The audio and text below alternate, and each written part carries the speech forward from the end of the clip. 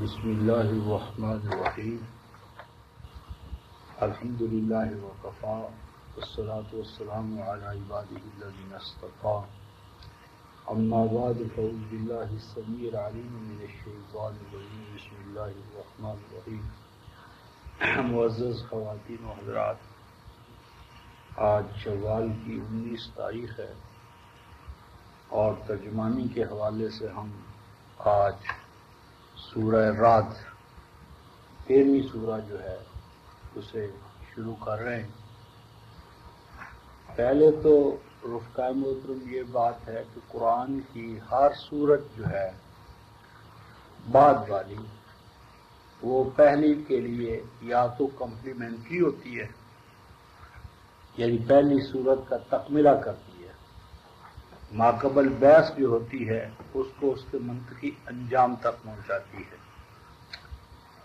اور یا اس کی حیثیت یہ ہوتی ہے کہ دعوے کے لیے جو دلیل ہے، دلیل کا دائرہ مختلف ہوتا ہے، بہی معنی کہ ایک میں مثلا دلیل جو ہے وہ کائنات فطرت کے حوالے سے ہوتی ہے، نیچرل سائنسز یا کائنات فطرت، ورک آف گاڈ، کائنات فطرت، صحیفہ فطرت اللہ تبارک و تعالیٰ کا عمل ہے، اور قرآن اللہ کا کلام ہے۔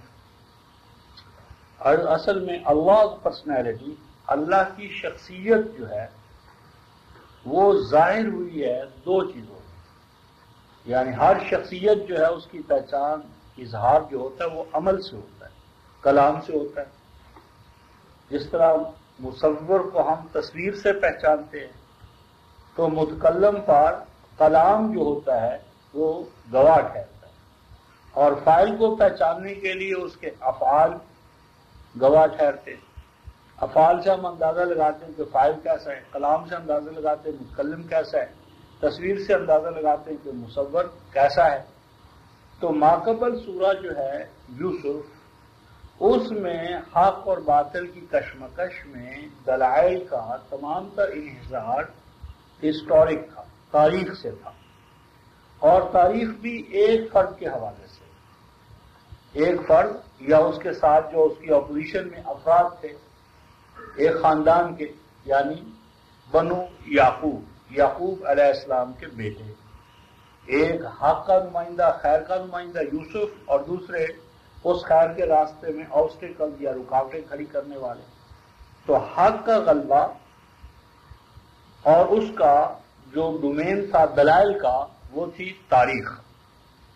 اب جو ہمارے سامنے سورہ رعد آ رہی ہے، اس کا موضوع ہے غلبہ حق۔ حق غالب ہو کر رہے گا، لیکن حق کے غلبے کے جو دلائل ہیں وہ کائنات فطرت سے ماخوذ ہیں۔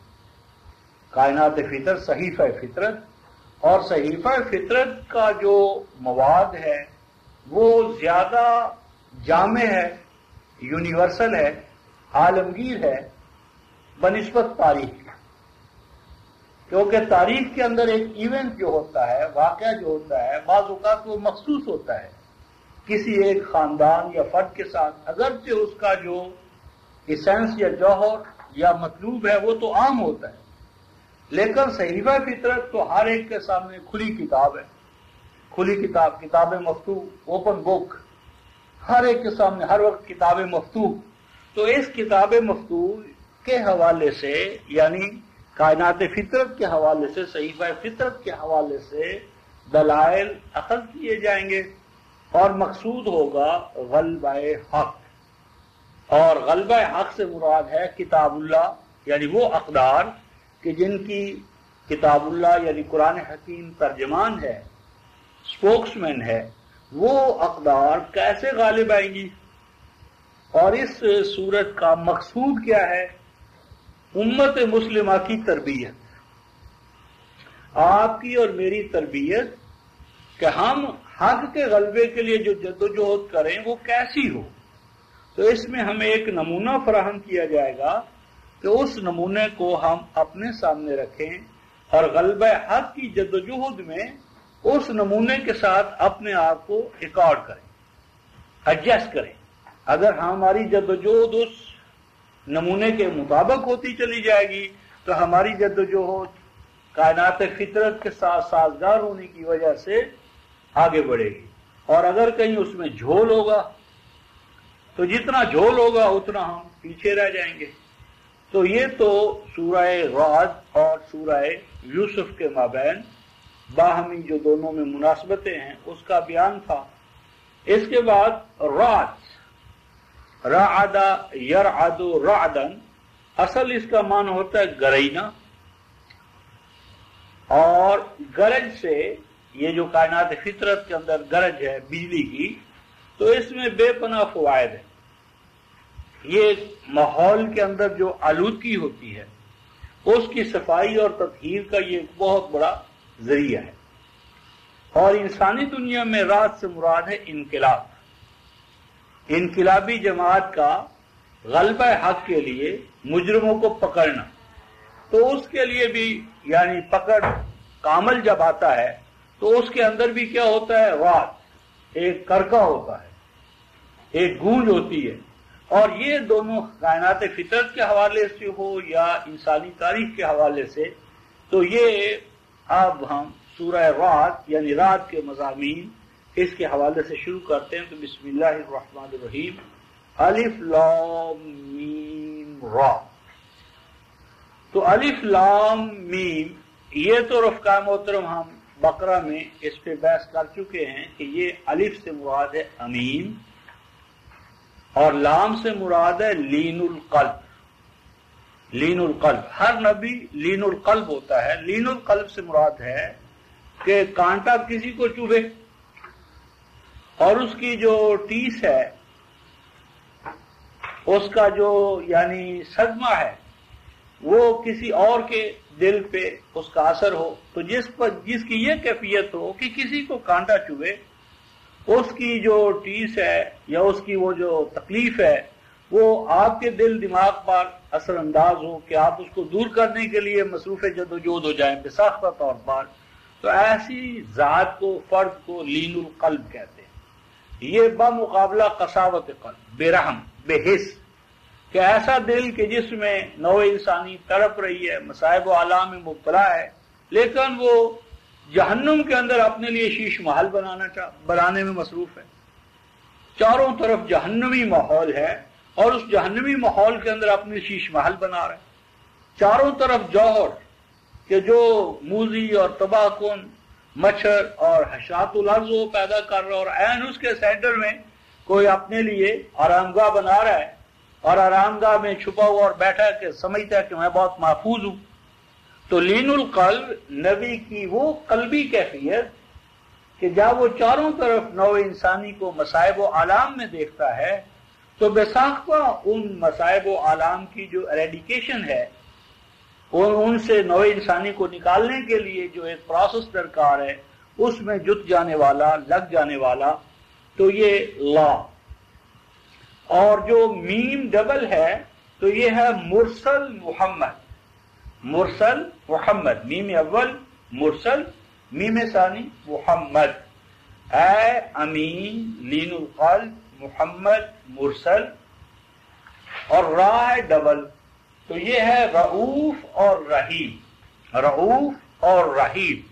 تو یہ رؤوف الرحیم، یہ نبی پاک صلی اللہ علیہ وسلم کی دونوں صفات ہم سورہ توبہ کے آخر پہ دیکھ چکے ہیں۔ لقد جاءکم رسول من انفسکم عزیز علیہ ما عنتم حریص علیکم وبالمؤمنین رؤوف الرحیم، رؤوف الرحیم، رؤوف اور رحیم۔ یہ رؤوف رفقا محترم عربی زبان کے اندر ایسے انسان کو کہتے ہیں کہ جسے مثلا یہ پتا ہو کہ قافلہ اس راستے سے گزرے گا، تو قافلے کے اس راستے سے گزرنے سے پہلے اگر وہاں کوئی کھڈ ہے تو اسے بھر دے، کوئی خاردار جھاڑیاں ہیں تو اسے کاٹ دے، بغیر اس کے کہ قافلے والوں نے اس سے درخواست کی ہے۔ یعنی رؤوف ہونا یا رافت وہ کوالٹی ہے، وہ انسانی شخصیت کا وہ پہلو ہے کہ جو اپنے بھائی بندوں کو ان چیزوں سے کہ جو ان کے لیے عذار کا، تکلیف کا باعث بن سکتی ہیں، بغیر اس کے کہ وہ درخواست کریں، ان کو دور کرنے کے لیے مصروف جدوجہد ہو۔ تو یہ نبی کا یعنی یہ مقام ہے کہ وہ اپنی امت کو یا انسانیت کو ان مصائب و آلام سے کہ جن میں وہ مبتلا ہو سکتے ہیں، ان کے اسباب جو مصائب پیدا کرتے ہیں ان کا قلاقمہ کرنے والا، اور پھر اس کے بعد وہ ہوتا ہے رحیم۔ کھاڈ اور کھائیوں سے بچا لینا یہ منفی نیگیٹو ہے، اگرچہ یہ محمود ہے، قابل تعریف ہے، لیکن مقصود نہیں ہے۔ ایک قافلہ کھاڈ اور کھائیوں سے بچ گیا لیکن منزل مراد تک نہیں پہنچا تو کچھ حاصل نہ ہوا۔ رؤوف کے ساتھ رحیم جو ہے مادر مہربان کی طرح، کہ ماں کی طرح ان کی پرورش کر کے ان کو جوانی کی طرف، اوج کمال کی طرف پہنچانے والا۔ اور یہ جو صفات ہیں نبی پاک صلی اللہ علیہ وسلم کی، یہ آئیڈیل ہیں تمام جماعت مومنین کے لیے، یہ کوئی خاص نہیں ہے۔ تو اس پر ہم نے جو مقطعات کی بحث قرآن فہمی کے قرآنی اصولوں میں کی ہے، تو یہ 29 صورتیں اور ان میں یہ مقطعات جو آئے ہیں اور ان کا نبی پاک صلی اللہ علیہ وسلم کی ذات سے جو تعلق ہے، اور پھر وہ اسوہ کمال ہیں اہل ایمان کے لیے، تو یہ دراصل صفات ہیں انجام کار تمام جماعت مومنین کے لیے۔ اصلاً ان کا اطلاق نبی وقت پر اور پھر ان کے شیڈو ہونے کے حوالے سے، ذل اور رقص ہونے کے حوالے سے پوری امت ان اوصاف کی محل ہے، مصداق ہے، اسے بننا چاہیے۔ اگر وہ نہیں بنتی تو گویا کہ انہوں نے اپنے اس منبع سے کوئی فیضان حاصل نہیں کیا۔ تو ان صفات سے موصوف ذات کو مخاطب بناتے ہوئے ارشاد فرمایا گیا، تِلْکَ آیات الکتاب، فرمایا کہ وہ آیات احکام، قوانین، اقدار، اور الکتاب سے یہاں مراد ہے پکے، کہ جو فریضے کے طور پر ہیں، وجوب کے طور پر ہیں، کہ وہ اقدار کہ جو اس دستور حیات میں پختہ اور پکے طریقے سے بیان کیے گئے ہیں، اور وہ ہے بیانیہ، یعنی وہ کہ جو نازل کیا گیا ہے آپ کی جانب، آپ کے رب کی طرف سے۔ یہ کیا ہے؟ الحق کو، یہ حق ہے۔ حق کہتے ہیں رفقائے محترم، آگے آ رہا ہے، ہر وہ چیز کہ جس میں نفع بخشی اور فیض رسانی ہو۔ حق کی قرآن حکیم نے تعریف ہی یہ کی ہے کہ وہ چیز کہ جس میں نفع بخشی ہو، فیض رسانی ہو دوسروں کے لیے۔ اور اس کی مثال قرآن حکیم نے پانی دی ہے۔ پانی حق کی مثال ہے، پانی۔ اب گویا پانی وہ چیز ہے کہ جو ہر پیاسا اس کا محتاج ہے، اور پانی کبھی کہتا نہیں میں پانی ہوں انا الماء، لیکن ہر پیاسا اس کی طرف دوڑا چلا جاتا ہے۔ تو اور یہ کہ وہ اس کی پیاس بجھانے کے لیے اس کے اندر جو استعداد و صلاحیت ہے، وہ گورے کالے چھوٹے بڑے، عرب عجم، کسی کا اس میں کوئی ایسا امتیاز نہیں ہے۔ تو الحق میں ایک تو ہے نفع بخشی اور فیض رسانی، یعنی یہی وہ اقدار حیات ہیں کہ جو انسانیت کو آن دا ہول، صرف گوروں کو نہیں، کالوں کو نہیں، عربوں کو نہیں، اجمیوں کو نہیں، یہ پانی کی طرح حق ہے۔ تو جس طرح پانی سب کے لیے ہے، آگ سب کے لیے، سورج چاند ستارے سب کے لیے ہیں، اسی طرح قرآن سب کے لیے ہے، کیونکہ یہ پانی سے بڑھ کر۔ تو الحق، اور دوسرا اس کا معنی ہوتا ہے رفقائے محترم، پہلے ہم دیکھ چکے ہیں 10 سورہ یوسف کی آیت نمبر 100 کے حوالے سے، حق وہ چیز ہوتی ہے جس کا میٹیریلائزیشن ہونا اٹل ہو، یعنی جس کے اندر جو نتائج و ثمرات رکھے گئے ہیں اس کا جو مینیفیسٹیشن ہے، ایکچولائزیشن ہے، وہ ہو کر رہے، کوئی طاقت ان نتائج و ثمرات کو پیدا ہونے سے نہ روک سکے۔ تو قرآن حکیم میں یہاں الحق کے حوالے سے 2 چیزیں ہیں، ایک تو یہ کہ اس کے نتائج و ثمرات کا پیدا ہونا اٹل ہے، اور یہ کہ وہ جو نتائج و ثمرات پیدا ہوں گے تو وہ کیوں ہوں گے؟ وہ اسی طرح کہ جس طرح پیاسوں کے لیے پانی، تو جس طرح کائنات فطرت کے اندر فطرتی اشیاء دوسروں کے لیے نافع ہیں، اور نافع ہونے کی وجہ سے نوع انسانی بحیثیت مجموعی ان کی طرف دوڑتی ہے، تو ایک دور یقیناً آئے گا کہ نوع انسانی انجام کار اس قرآن کی طرف ایسے ہی آئے گی جس طرح پیاسا کنویں کے پاس آتا ہے. وَلَٰكِنَّ أَكْثَرَ النَّاسِ لَا يُؤْمِنُونَ، لیکن اس حقیقت پر اس وقت لوگوں کی جو اکثریت ہے وہ ایمان نہیں رکھتی. یہ تو لوگوں کی اکثریت کا حال تھا. رفقائے محترم، آج تو خود مسلمان جو ہیں وہ کتاب اللہ پر اس حوالے سے ایمان نہیں رکھتے. وہ اس کو محتاج مانتے ہیں، خواہ وہ انسان کا محتاج مانیں کہ یہ نبی اور امام کا محتاج ہے، یا انسانوں کی لکھی ہوئی کتابوں کا محتاج مانتے ہیں. یہ بخاری کا محتاج ہے، یہ مسلم کا محتاج ہے، یہ تفاسیر کا محتاج ہے. تو اس وقت بھی وہ کافر تھے، اور آج جو یہ کہتے ہیں قرآن محتاج ہے، ناکافی ہے، اس میں یہ بھی نہیں، اس میں وہ بھی نہیں، تو یہ نام نہاد اپنے آپ کو مسلمان کہتے ہیں. اب یہ جس رب کی طرف سے یہ حق نازل ہوا ہے وہ رب کون سا رب ہے؟ وہ کون سا رب ہے؟ آیت نمبر 2، اللہ الذی رفع السماوات بغیر عمد ترونہا. فرمایا کہ یہ حق، یہ قرآن اس ذات کی طرف سے نازل ہوا ہے، اس اللہ کی طرف سے نازل ہوا ہے کہ جس نے بلند کیا سماوی کروں کو، سماوات کو، بغیر عمد ترونہا، بغیر ایسے ستونوں کے کہ وہ ستون ترونہا تمہیں نظر نہیں آتے، یعنی کش سکر، گریویٹیشنل فورس، کہ وہ تمام نظام گریویٹیشنل فورس کے ساتھ قائم ہے. وہ گریویٹیشنل فورس کے جو تمہیں نظر نہیں آتی غیر مرئی طریقے سے، لیکن وہ حقیقت ہے. تو اسی طرح اگرچہ قرآن سے جن نتائج کے بارے میں تمہیں آگاہ کیا جا رہا ہے وہ تمہیں نظر تو نہیں آ رہا ہے، جس طرح کی گریویٹیشنل فورس تمہیں نظر نہیں آ رہی، لیکن وہ ایک زندہ حقیقت ہے. نظر آئے یا نہ آئے، اہل صاحبان علم اس بات کو جانتے ہیں. تو مراد یہ ہے کہ سماوات، سماوی کرے، ان کے اندر بھی ایک نظام ہے، قانون ہے، اگرچہ وہ قانون تمہیں نظر آئے یا نہ آئے. پھر فرمایا ثم استوى علی العرش، کہ وہ ذات کہ جس نے نہ صرف کائنات پست و بلند کو پیدا کیا ہے، مزید برآں یہ کہ مرکزی کنٹرول اس نے اپنے ہاتھ میں رکھا ہے. مرکزی کنٹرول اللہ تعالیٰ نے کسی نبی کو، ولی کو، غوث کو، کتب کو، ابدال کو نہیں دیا. وہ مرکزی کنٹرول تنہا اسی کے ہاتھ میں ہے، اور وہ وہی ذات تو ہے سخر الشمس والقمر کل یجری لاجل مسمى، کہ نو انسانی وہ ذات کہ جس نے خدمت میں لگا دیا ہے سورج کو اور چاند کو، یعنی شمس و قمر جیسے. یہ بھی افراد کے طور پر نہیں ہے، یہ نمائندہ ہے کہ شمس و قمر اور ان جیسے لا تعداد شموس ہیں، لا تعداد اقمار ہیں. تو لا تعداد شموس اور اقمار وہ تمہاری خدمت میں لگے ہیں، لیکن اس خدمت سے فائدہ اٹھانے کے لیے تمہیں متعلقہ قوانین کو سمجھنا ہوگا. تو فرمایا کل یجری لاجل مسمى، یہ تمام چیزیں رواں دواں ہیں، رواں دواں ہیں. لاجل مسمى عام ترجمہ اس کا کرتے ہیں ایک وقت خاص کا، اور ہم ترجمہ کرتے ہیں لاجل مسمى ایک طے شدہ منصوبے کے لیے.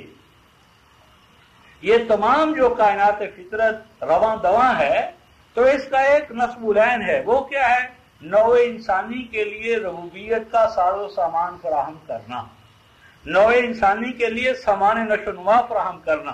یعنی یہ چاند، یہ سورج، یہ نجوم، یہ کواکب، یہ کائنات کا ذرہ ذرہ جو اپنے پروگرام پر رواں دواں ہے، تو وہ رواں دواں اس پروگرام پر کیوں ہے؟ تاکہ نوع انسانی کے اندر جو امکانات پوشیدہ ہیں ان کی آبیاری ہو، یعنی ان کو سامان نشو و نما پہنچانے کے لیے. اور انسان اگر اس کائنات میں صحیح معنی میں ایڈجسٹ ہونا چاہتا ہے تو اسے بھی چاہیے کہ وہ ربوبیت عالمینی کے لیے اپنے آپ کو وقف کرے تاکہ پوری کائنات کے ساتھ یہ ہم آہنگ ہو جائے. فرمایا یدبر الامر یفصل الآیات لعلکم بلقاء ربکم توقنون.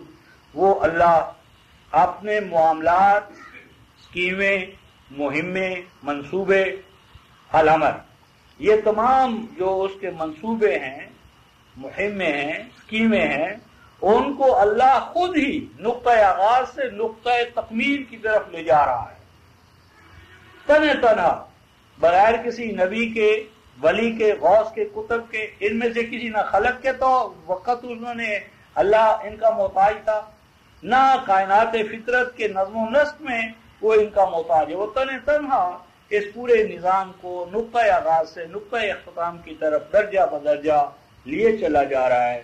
یفصل الآیات، وہ تمہارے لیے اپنے احکام کو، الآیات احکام، قوانین، اقدار، وہ کھول کھول کر ڈسٹنکٹیولی نمایاں طور پر، فصل کا یہ معنی ہے بغیر کسی ابہام کے، ایمبیگوٹی کے، بغیر کلیئر کٹ واضح طور پر وہ تمہارے لیے اپنے احکام کو کھول کھول کر بیان کر رہا ہے۔ لعلکم بلقاء ربکم توقنون، تاکہ ان قوانین کو سمجھ کر تمہارے اندر ملاقات رب، لقاء رب کا یقین پیدا ہو جائے۔ تو اس لقاء رب سے مراد ہے مکافات عمل، کہ تمہیں یقین ہو جائے کہ مکافات عمل لازم ہے۔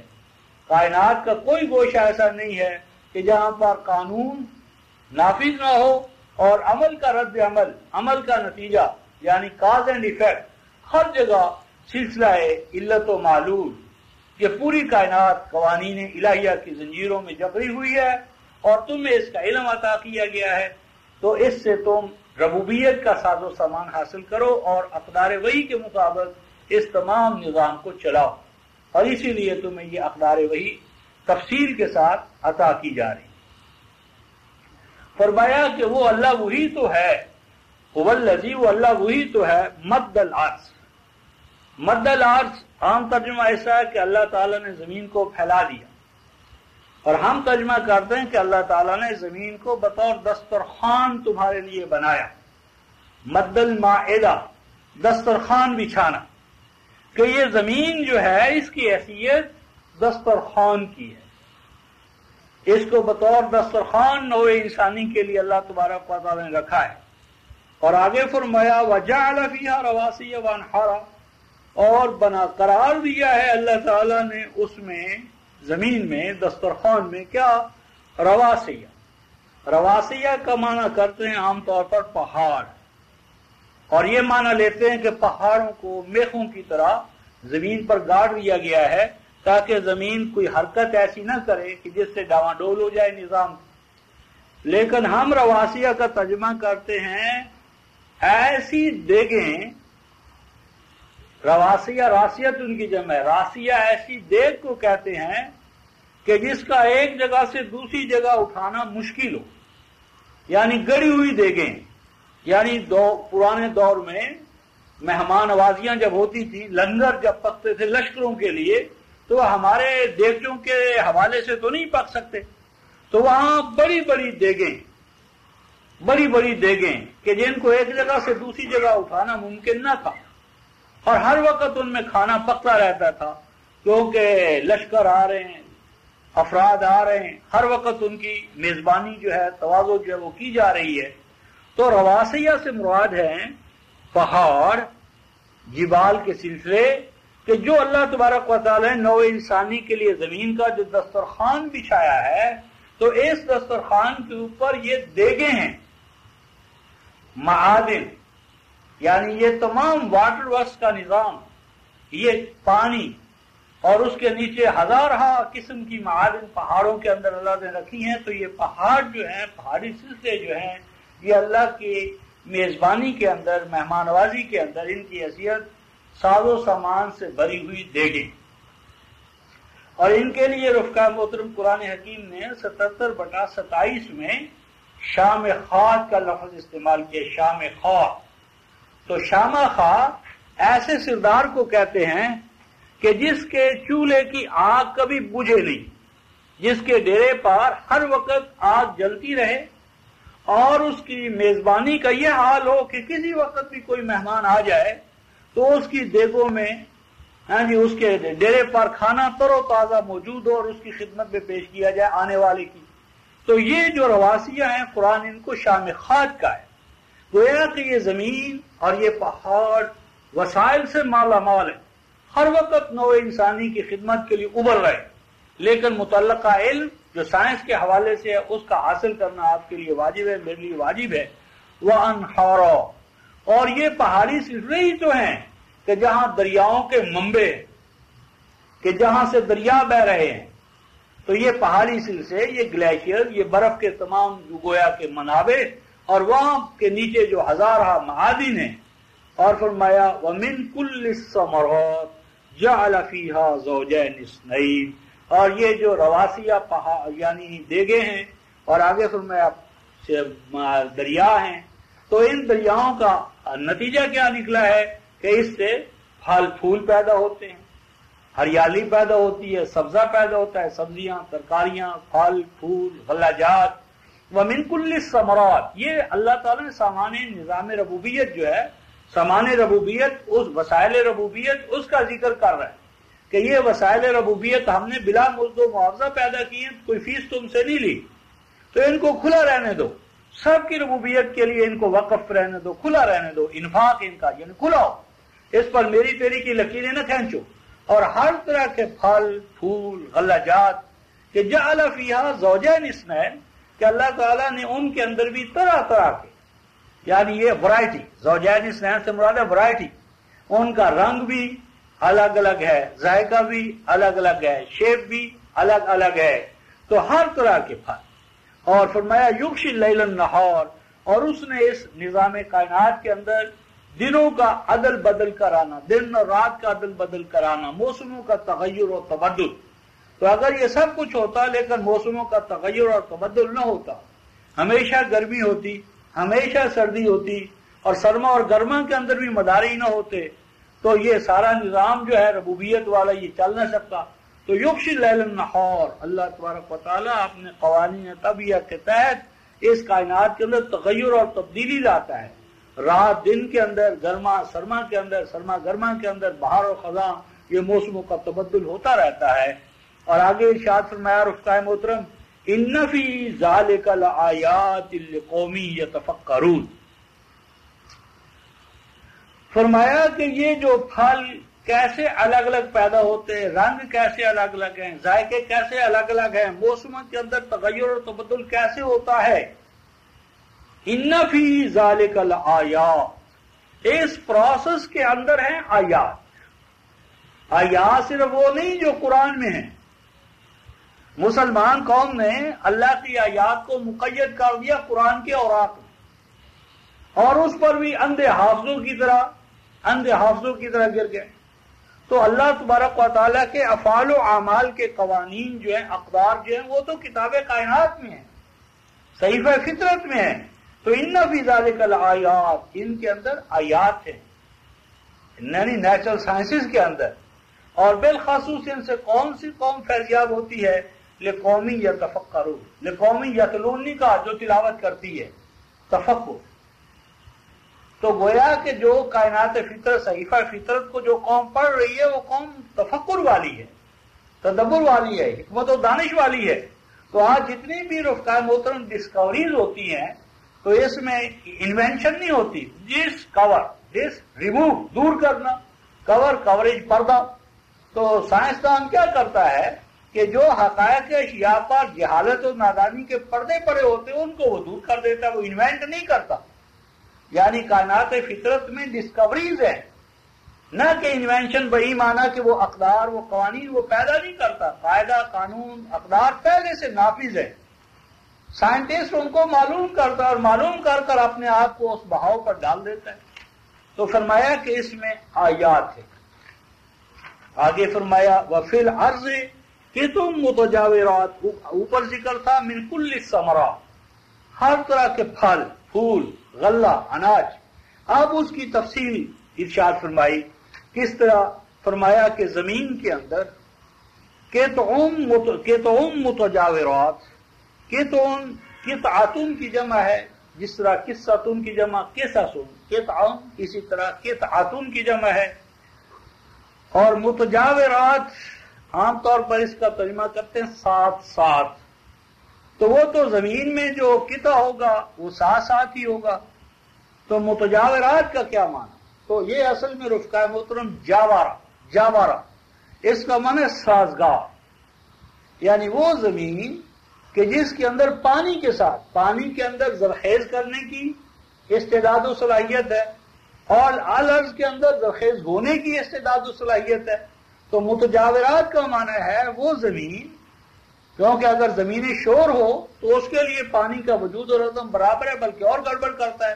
تو متجاورات کا معنی ہے ہم آہنگ کے مطابق ڈھلنے والی، سے فیضیاب ہونے والی، اور زمین کہ وہ اس پانی سے اپنے آپ کو اس کے متناسب بنانے والی ہے، اس کے ساتھ ایڈجسٹمنٹ ہونے والی ہے، اور اس کے نتیجے میں کیا ہے، وہ جنات من اعناب وزرع ونخیل، فرمایا کہ پھر اس پانی بھی ہو اور زمین بھی زرخیز ہو، تو پھر فرمایا باغات ہوتے ہیں کھجوروں کے، انگوروں کے، اور کھیتیاں ہوتی ہیں، اور وہ جو کھجوریں ہیں ان کے لیے فرمایا سنوان وغیر سنوان، کہ بعض تو کھجور کے ایسے درخت ہوتے ہیں کہ وہ نیچے سے جب نکلتے ہیں تو ایک ہی ان کا تنا ہوتا ہے، اوپر تک ایک ہی تنا چلا جاتا ہے، وغیر سنوان، اور وہ بھی ہوتے ہیں کہ جو ایک تنے میں سے دوسرا تنا، پھر تیسرا، پھر چوتھا۔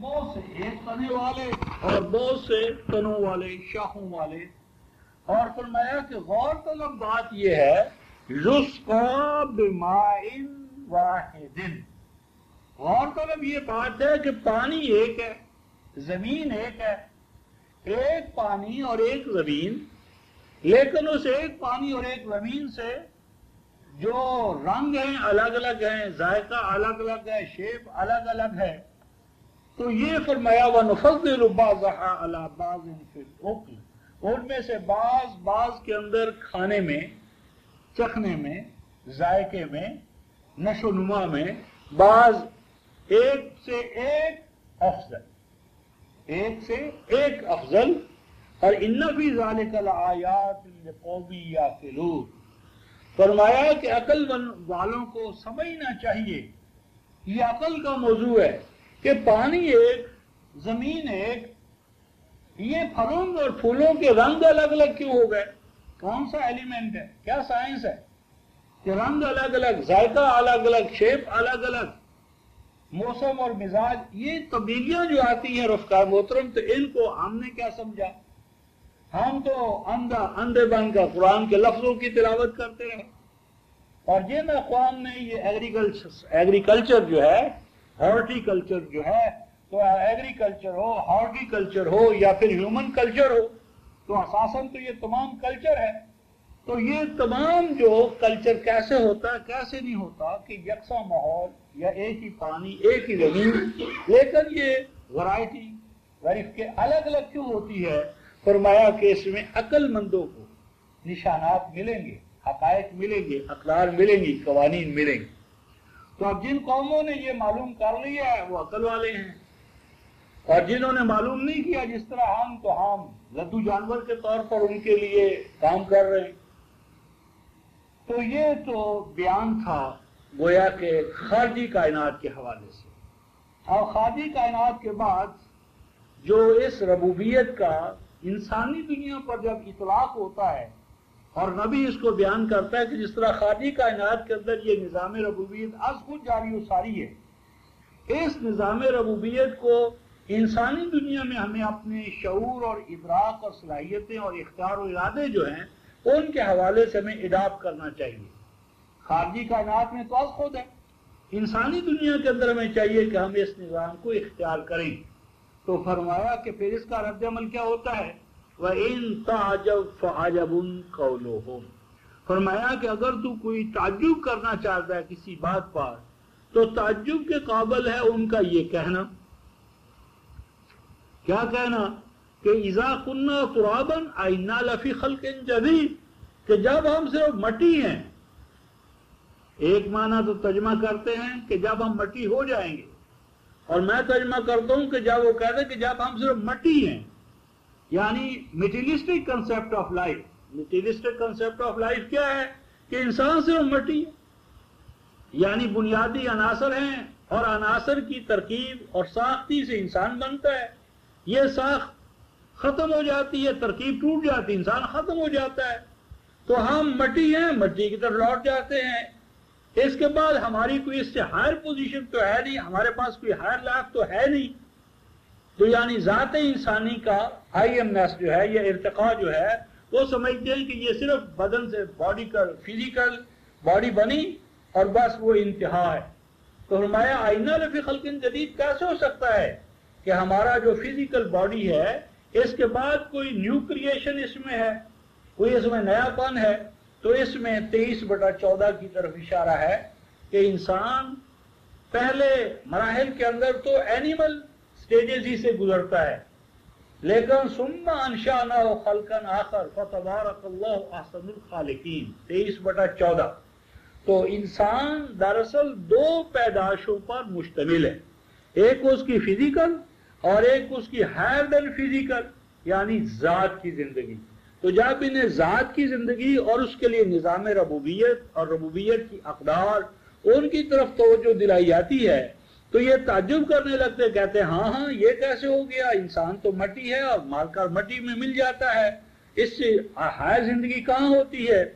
اولئک الذین کفروا بربہم, فرمایا کہ یہی وہ لوگ ہیں جو اپنے رب کی ربوبیت کے منکر, انہوں نے نہیں سمجھا کہ وہ رب کیسا کہ جو صرف انسان کو اینیمل لائف پر لائے اور انسان صرف حیوان کے مقام پر پہنچے اور ادر دین اینیمل لائف ہو نا, تو رب کی ربوبیت کا کیا مزہ آیا. تو انہوں نے رب کی کوئی قدر نہ کی اور انہوں نے اپنے رب کا انکار کیا, ناقدری کی, اس کے نظام ربوبیت کا انکار کر کے. وَأُولَئِكَ الْأَغْلَالُ فِي أَعْنَاقِهِمْ, اور یہی وہ لوگ ہیں کہ جن کی گردنوں کے اندر کیا ہیں اطواق السلاسل زنجیریں. یہ جو اغلال ہے غل کہتے ہیں رفقائے محترم بیڑی کو, بیڑی زنجیر شیکل, وہ چیز کے جو آگے بڑھنے سے روکے. مراد یہاں پر یہ ہے کہ ان کی گردنیں نیچے کی طرف جا رہی ہیں, یعنی یہ پروگرس جو ہے ارتقاء جو ہے بجائے اس کے کہ اوپر جائے, یہ اوپر کی طرف اٹھے ان کی نظر, یہ نیچے کی طرف یعنی اینیمل لائف کی طرف, یعنی جو فروتر حیوانی زندگی ہے اسی کی طرف ان کی ذہنیت ان کو لے جا رہی. یعنی یہ جن رسوم میں قیود میں نظریات میں الجھے ہوئے ہیں وہ نظریات ان کو نگاہ بلند کر کے اور ہائیسٹ مدارے کی طرف لے جانے کی بجائے پستیوں کی طرف لے جا رہے ہیں. وَأُولَئِكَ أَصْحَابُ النَّارِ, اور اس پستی کی وجہ سے یہ ایک دوسرے کے ساتھ الجھ رہے ہیں, ایک دوسرے کے لیے دشمنی رقابت یعنی سرمایہ دارانہ نظام. تو سرمایہ دارانہ نظام نے ان کو دشمنی کے سوا عداوت کے سوا اپنی ذات کو کھو دیا, سیلف الینیشن, یہ تو اپنی ذات ہی گم کر بیٹھے, یہ تو اپنی ذات ہی ان کی ذات ہی, ان کے پاس اپنی ذات ہی نہیں ہے اور کیا ہوگا. تو فرمایا کہ یہی ہیں جو عداوت میں اناد میں ہیں جی, ایک دوسرے کے خلاف غصہ نفرت عداوت دشمنی. اور فرمایا ہم فیہا خالدون, اور جب تک یہ اس سٹیج سے نہیں نکلیں گے تو یہ اس انجام بد سے اپنے آپ کو نہیں بچا سکتے.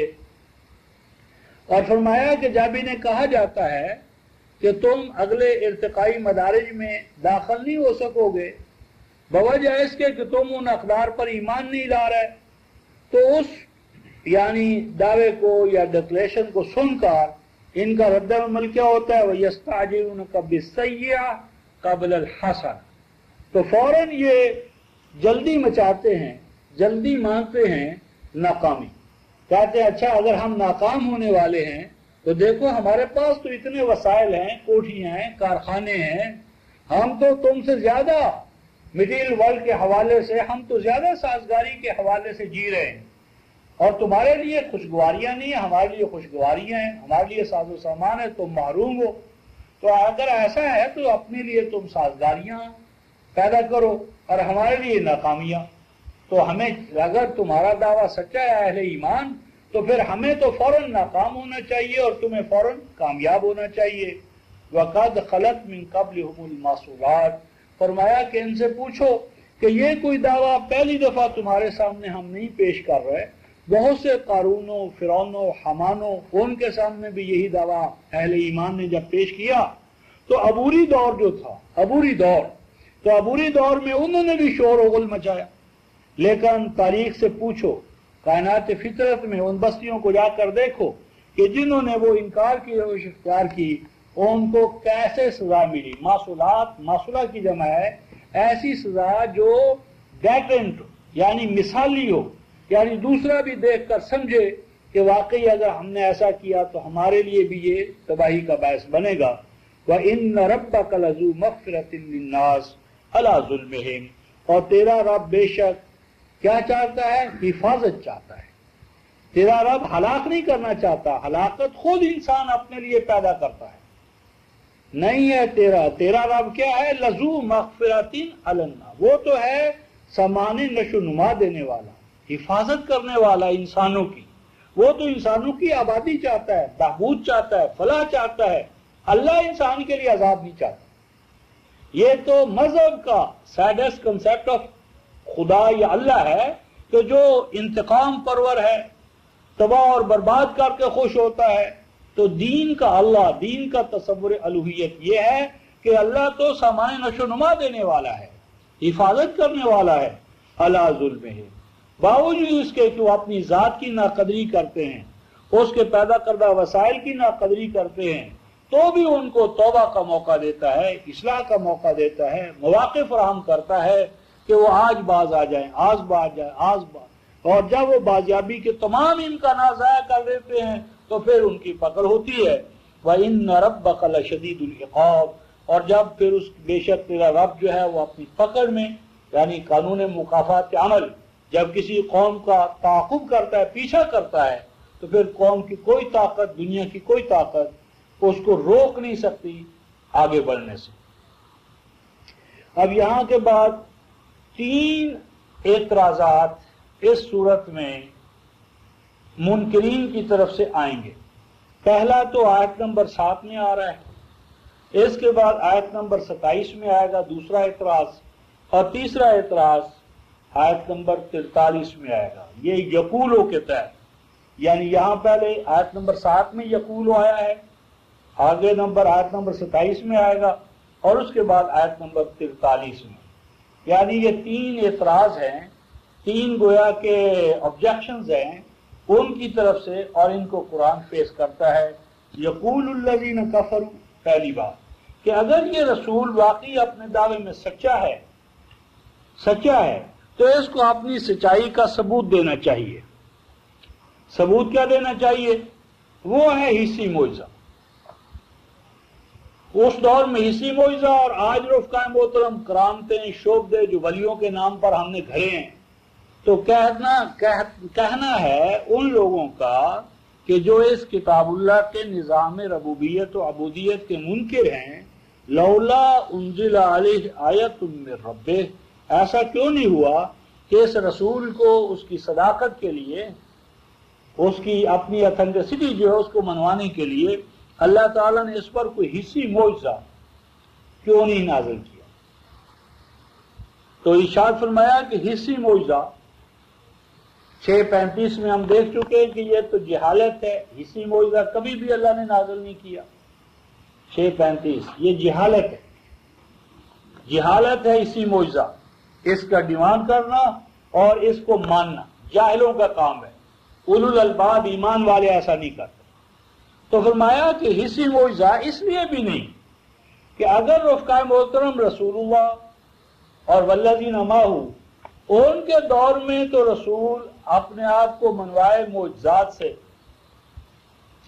تو رسول جب وفات پا جائے گا، چلا جائے گا، تو رسول کے بعد جو امتیں، گروہ، جماعتیں آئیں گی، وہ رسول کو کیوں مانیں؟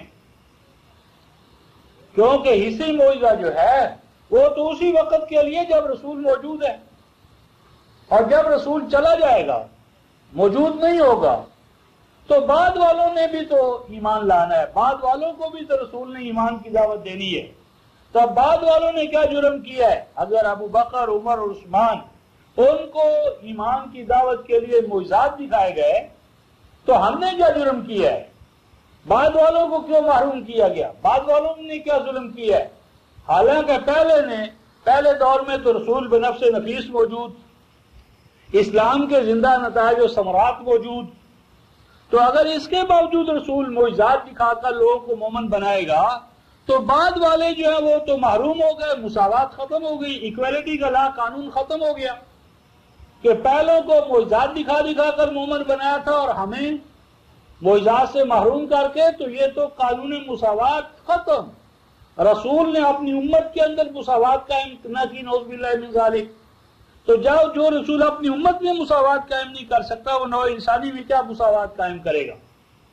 اس لیے حصی معجزات کی نفی کے لیے ایک دلیل یہ بھی قرآن دیتا ہے، فرمایا انما انت منذر ولکل قوم ہاد. فرمایا کہ آپ تو آگاہ کرنے والے ہیں اور ہر قوم کے لیے ہادی ہیں. ولکل قوم ہاد کا یہ معنی نہیں کہ ہر قوم کے لیے ہادی الگ الگ ہے. ہاں، ہمارے تراجم میں یہ کیا گیا ہے کہ آپ تو صرف ایک قوم کے لیے ہادی ہیں اور ہر قوم کا الگ الگ ہادی ہوگا، تو یہ ترجمہ غلط ہے. ختم نبوت کے بعد قرآن خاتم الکتب ہے، رسول خاتم النبیین ہے، اور اب آپ کے بعد کل قوم ہاد کا معنی ہر قوم کے لیے آپ ہی ہادی، ہر قوم کے لیے. 34/27-28 کافۃ للناس بشیرا و نذیرا. تو چونکہ ہر قوم کے لیے جو آنے والی ہے موجود ہے، اس کے لیے آپ ہادی ہیں، اس کے لیے آپ قرآن کی ہدایت لے کر آئے ہیں. تو اگر ایک دور کے انسانوں کو آپ معجزات دکھا کر مومن بنائیں اور بعد والوں کے لیے آپ موجود نہ ہو تو معجزہ بھی نہیں ہوگا، تو وہ کس بنیاد پر اس قرآن کو مانے؟ عدم مساوات. دلیل ڈھیلی پڑ جائے گی، ناقص و ناتمام رہے گی. اس لیے کوئی حصی معجزہ نہیں ہے. فرمایا کہ یہ حصی معجزہ کیا ہے؟ معجزہ لیے پھرتے ہو. اللہ کے قوانین کی جو حاکمیت ہے اور اثر انگیزی ہے، اگر تم دیکھنا چاہو تو اپنی ذات میں ذرا جھانکو. انسان کیا رفتہ ہے محترم؟ ایک خردبینی ذرہ، مائکروسکوپک، یعنی ایک ایسا ذرہ کہ جو عام آنکھ سے نظر بھی نہیں آ سکتا، اس کو دیکھنے کے لیے خوردبین درکار ہے.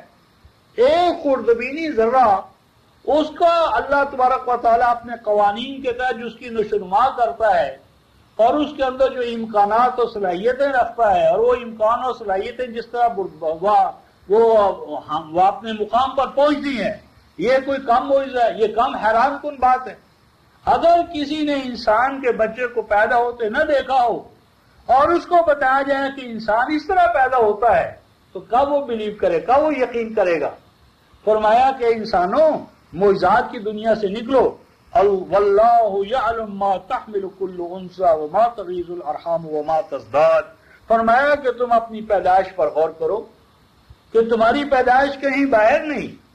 جو میں نے عرض کیا تھا کہ قرآن وہ دلائل فراہم کرتا ہے جو ہر دور میں چلنے والے ہیں. ساتھ جب تک انسان ہے یہ دلائل ساتھ ساتھ چلتے، ہر زمان ہر مقام میں یہ دلائل. فرمایا کہ انسان معجزات کا طالب ہے. اسے ذرا غور کرنا چاہیے اپنی پیدائش پر کہ یہ پیدا کیسے ہوا ہے، کس ذات نے اس کو پیدا کیا ہے، کن قوانین کے نتیجے میں انسان پیدا ہوا ہے. فرمایا کہ انسان اللہ تبارک و تعالیٰ کے اس علم کے حوالے سے، یعنی یہ علم ہے، سائنس ہے، اور اس کا تعلق فرمایا کہ جو حمل ہوتا ہے کسی مؤنث کو، تو نہ صرف انسان بلکہ انسان کے ماں سوا جو حیوانات ہیں ان کے اندر جو سلسلہ تولید ہے، سلسلہ تخلیق ہے، سلسلہ نشو و نما ہے. اور اس فرمایا کہ رحم مادر میں بہت سی چیزیں کم ہو جاتی ہیں اور بہت سی زیادہ اور بہت سی اپنے اعتدال پر رہتی ہیں. یہ جو ہم دیکھتے ہیں کہ بعض بچے ناقص الاعضاء ہوتے ہیں، بعضوں کے اندر اعضاء کا تناسب جو ہے وہ گڑبڑ ہوتا ہے، تو یہ سب کچھ بھی قرآن کہتا ہے کہ ان چیزوں کا تعلق کس چیز کے ساتھ ہے؟ کل شیء عندہ بمقدار. کہ کون سی چیز رحم مادر میں کم ہو گئی، نقص پیدا ہو گیا، اعضاء ناقص ہو گئے. کون سی چیز بڑھ گئی کہ اعضاء کے اندر تناسب، ایکویلٹی یا ایکویلیبرم بگڑ گیا. اور ان تمام کا کیا تعلق ہے؟ مقدار. یہ بھی میجرمنٹ ہے، اس کے پیچھے قوانین ہیں، اقدار ہیں. ایسے یعنی یہ ہے، ایسے نہیں ہے. ان سب کے پیچھے تو گویا کہ اگر ہم رحم مادر کو اور ان اجزاء اور ایلیمنٹ عناصر کو کہ جو سامان نشو و نما کے حوالے سے جنین کو درکار ہوتی ہیں، اس سائنس کو معلوم کر لیں تو کوئی بچہ ناقص نہیں ہوگا، کوئی بچہ ناتمام نہیں ہوگا، اور کسی بچے کے اندر وہ نقص پیدا نہیں ہوگا جو آج ہمارے ہاں افراتفری کے حوالے سے موجود ہے، کیونکہ کل شیء عنده بمقدار، ہر چیز کے لیے پیمانہ ہے، اور وما ننزلہ الا بقدر معلوم، ان پیمانوں کا علم انسان حاصل کر سکتا ہے۔ تو یہ پیمانے جو ہیں یہ علم انسانی کے ریچ یا رسائی میں ان کو رکھا گیا ہے۔ تو فرمایا کہ انسان اپنی پیدائش پر غور کرے اور تو دیکھے کہ اللہ کے قوانین کے ساتھ سازگاری انسان کو کہاں سے کہاں پہنچا سکتی ہے، کہ اس کی اپنی پیدائش یا قوانین الہی کے ماتحت ہو کر کہاں سے کہاں پہنچی ہے۔ عالم الغیب والشہادہ الکبیر المتعال، فرمایا کہ وہ یہ وہی ذات تو ہے کہ جو چیزیں چھپی ہوئی ہوتی ہیں، اقدار اور قوانین، اور الشہادہ نتائج و ثمرات، کہ قوانین اقدار جو نظر نہیں آتی، شہادہ ان کے نتائج و ثمرات جو ان قوانین کو اپنانے سے حاصل ہوتے ہیں۔ الکبیر المتعال، وہ ذات بلند ہے، عظمت والی ہے، المتعال اس سے بلند ہے کہ اس کا کوئی شریک ہو، سانجی ہو، حصے دار ہو اس کی ذات میں، صفات میں، اختیارات میں، یا اس کے حکم نامے میں۔ اور اس کے علم کا تو یہ حال ہے، سواء منکم من اسر القول ومن جہر بہ، فرمایا کہ برابر ہے اس کے لیے کہ تم اپنے قول کو پوشیدگی سے ادا کرو، راز کے طور پر بھی اگر تم اپنی کوئی بات کہتے ہو تو اس کے لیے معلوم ہے، ومن جہر بہ، اور اگر چیختے ہو، چلاتے ہو، زور شور سے کسی بات کو کہتے ہو تو بھی اس کے لیے معلوم ہے، اور معلوم ہے اس کو کہ کیا چیز چھپی ہوئی ہے رات میں، رات کی تاریکی میں۔ ومن هو صارم بالنہار، اور کون ہے جو دن کے اجالے میں جدوجہد کرتا ہے۔ تو اس کا علم جو ہے وہ ان تمام حالتوں پر حاوی ہے، اور چونکہ اس کا علم ان تمام حالتوں پر حاوی ہے، لہذا جو کچھ بھی تم کرو گے، جس حال میں بھی کرو گے، قانون مکافات عمل اس میں سے ایک ایک چیز کا ریکارڈ رکھتا ہے۔ آگے قانون مکافات عمل اور اس کی کارگزاری، لہو موقبات من بین یدیہ ومن خلفہ، موقبات، عام ترجمہ موقبات کا معنی کرتے ہیں حفاظت کرنے والی، اور معنی یہ کرتے ہیں کہ اللہ تعالیٰ نے انسان کی حفاظت پر ملائکہ کو مامور کیا ہوا ہے۔ تو اگر اللہ تعالیٰ نے انسان کی حفاظت پر ملائکوں کو مامور کیا ہوا ہے تو انسان مرتا ہے، زخمی ہوتا ہے، ایکسیڈنٹ اس پہ ہوتے ہیں، تصادمات آتے ہیں، زلازل آتے ہیں، طوفان آتے ہیں، اور انسان ہزاروں کی تعداد میں مر جاتے، تو کیا اس وقت اللہ تعالیٰ کے کائناتی جو ملائکہ حفاظتی دستے ہیں وہ کہیں دور ہو جاتے ہیں؟ تو یہ بات نہیں۔ موقبات، معقب، اصل میں کسی چیز کو محفوظ رکھنا، پیچھے لے جانا، اور یہ ہے نتیجہ خیزی کا عمل۔ تو لہو موقبات، اس اللہ نے ان قوانین کو، اقدار کو، قوتوں کو ٹھہرایا ہے کہ جو انسان کے اعمال کو نتیجہ خیز کرتے، یعنی قانون مکافات عمل جس طرح نتیجہ خیز ہوتا ہے اور اپنے نتائج و ثمرات سے اپنے ماننے والوں کو یا نہ مان دونوں کو وہ اپنا کرشمہ دکھاتا ہے، تو موقبات سے مراد ہیں وہ قوتیں، کائناتی قوتیں جو انسان کے اعمال کو نتیجہ خیز بناتی ہیں۔ من بین یدیہ ومن خلفہ، وہ اعمال انسان آگے بڑھنے کے حوالے سے کرے یا پیچھے ہٹنے کے حوالے سے کرے۔ من بین یدیہ سے مراد آگے بڑھنا، وہ اپنے تقدم کے لیے کرے، پروگرس کے لیے کرے، آگے بڑھنے کے حوالے سے کرے، ومن خلفہ، یا پیچھے، تخلف، بیکورڈ ہونے کے حوالے سے جو عمل کرے گا وہ بھی نتیجہ خیز ہوگا، آگے بڑھنے کے حوالے سے ہوگا وہ بھی نتیجہ خیز ہوگا۔ یحفظونہ من امر اللہ، اور وہ انسان کے اعمال کو محفوظ رکھتی ہیں، ضائع نہیں ہونے دیتی۔ یعنی انسان تو عمل کر کے بھول جاتا ہے، سو جاتا ہے، لیکن وہ کائناتی قوتیں انسان کے عمل کو نتیجہ خیز کرنے کے لیے ہر وقت اسے محفوظ رکھتی ہیں اللہ کے قانون کی بنیاد پر، من امر اللہ۔ اسی لیے فرمایا ان اللہ لا یغیر ما بقوم حتی یغیروا ما بانفسہم، یعنی اوپر آیا تھا کہ انسان آگے بڑھنے کے لیے جو اعمال کرتا ہے پیچھے رہنے کے لیے، تو یہ عمل انسان خود کرتا ہے. انسان کے اس عمل میں یا اختیار و ارادہ میں اللہ کوئی پابندی نہیں لگاتا، مداخلت نہیں کرتا. اسی لیے فرمایا بے شک اللہ نہیں تبدیل کرتا، لا یغیر، نہیں تبدیل کرتا ما بقوم، اس حالت کو، اس سچویشن کو، اس صورت احوال کو جو کسی قوم کے اوپر ہوتی ہے، خواہ وہ تعمیری ہو یا تخریبی، مثبت ہو یا منفی، عروج کے حوالے سے ہو یا زوال کے حوالے سے. یعنی عروج ہو یا زوال، نعمت ہو یا نقمت، رحمت ہو یا زحمت، جو کچھ بھی ہوتا ہے انسان کے پاس اللہ تعالیٰ اسے تبدیل نہیں کرتے. حتی یغیروا ما بانفسہم، تاکہ انسان اپنے سائیک کے اندر، نفس کے اندر، ذات کے اندر تبدیلی پیدا نہ کر لے. تو اگر وہ ذات میں تبدیلی کرے گا تو اس کا عروج جو ہے اس سے چن کر زوال کی طرف، زوال میں ہوتے ہوئے عروج والے اعمال اقدار اختیار کر لے تو عروج پیدا ہو جائے گا. وَإِذَا أَرَادَ اللَّهُ بِقَوْمٍ سُوءًا فَلَا مَرَدَّ لَهُ، اور جب اللہ ارادہ کرتا ہے کسی قوم کے لیے اس کو، اس کے توازن کو تباہ و برباد کرنے کا، یہاں وہی بات کہ اللہ ارادہ نہیں کرتا جب تک کہ وہ کوئی قوم نہ کرے ارادہ. یہ ارادہ ماقبل کے حوالے سے جو آیا ہے تو اس کو ہم پہلے مشاکلہ میں دیکھ چکے ہیں. اس کا معنی یہ ہے کہ اللہ اس ارادے کی نتیجہ خیزی کا فیصلہ کرتے ہیں، کیونکہ انسانی دنیا میں پہلے انسان کا ارادہ آئے گا. انسان کو تباہ کرنے کا اللہ ارادہ نہیں کریں گے تاکہ انسان اپنے لیے تباہی کے اعمال کو اختیار نہ کرے. پس جب انسان تباہی کے اعمال و افعال کو اختیار کر لے گا تو پھر اللہ تبارک و تعالیٰ کا قانون مکافات عمل متحرک ہوگا، وہ اپنی نتیجہ خیزی کر دکھائے گا، اور ہم اس نتیجہ خیزی کو انسان روک نہ سکے گا. فلا مرد لہ، تو نہیں روک سکے گا انسان اس عمل کو نتیجہ خیز ہونے سے. وما لهم من دونه من وال، اور نہیں ہے انسانوں کے لیے اللہ کے سامنے، اس کے حضور میں ان کی کوئی سرپرستی کرنے والا، کوئی نبی، کوئی ولی، کوئی غوث، کوئی قطب. اگر کوئی قوم اعمال بد کو اختیار کرے اور نبی کا نام جپے، ولی کا نام جپے اور کہے کہ سینکیا جو ہم کھا رہے ہیں، زہر جو ہم کھا رہے ہیں، یہ تریاق بن جائے، تو نہیں ہوگا.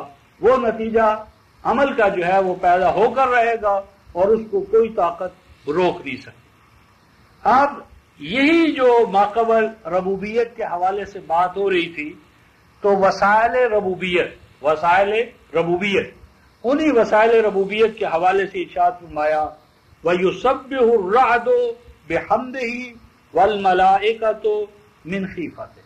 فرمایا کہ خالی کائنات کے اندر یہ بجلی، یہ چمک، یہ کڑک، یہ گرج، یہ تمام چیزیں جو ہیں یہ اللہ تعالیٰ کی حمد کو، یعنی نظام ربوبیت کو نتیجہ خیز کرنے کے لیے مصروف تگ و تاز ہے. جو سب ہو مصروف تگ و تاز، مصروف تگ و تاز رہتی ہیں.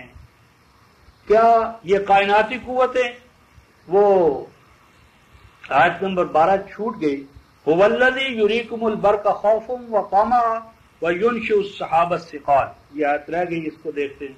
هو الذی یریکم البرق، فرمایا کہ وہ اللہ وہی تو ہے. یعنی وہاں ماقبل تھا انسانی دنیا کے حوالے سے اللہ تبارک و تعالیٰ کے قوانین کی کارسازی، اور اب کائنات فطرت کے حوالے سے اس کا جو کمپلیمنٹری ہے دوسرا شعبہ اس کا بیان ہے.